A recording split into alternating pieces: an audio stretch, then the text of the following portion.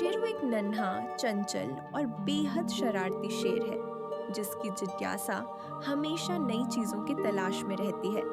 उसकी बड़ी बड़ी आंखें और चमकीला सुनहरा फर जंगल के सभी जानवरों को आकर्षित करता है। शेरू की शरारतें कभी कभी उसके दोस्तों को परेशान भी कर देती हैं, लेकिन उसकी मासूमियत सबका दिल जीत लेती है।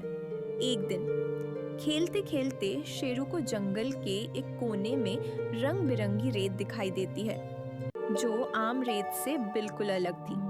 यह रेत चमक रही थी और उसमें हल्की सी जादुई खुशबू भी थी। शेरू की उत्सुकता बढ़ गई और उसने तय किया कि वह इस रहस्यमयी रेत की खोज करेगा।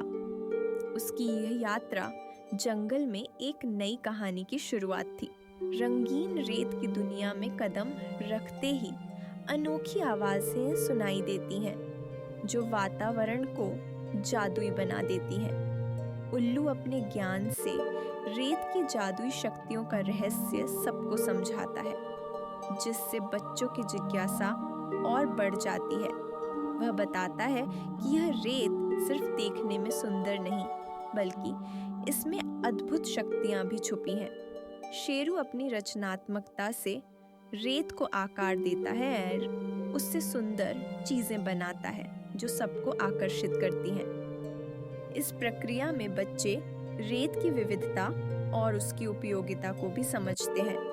रंगीन रेत का यह अनुभव न केवल मनोरंजक है, बल्कि सीखने का भी एक अनूठा अवसर प्रदान करता है। शेरू ने एक दिन अपनी ताकत का गलत इस्तेमाल किया, जिससे जंगल में कई समस्याएं उत्पन्न हो गईं।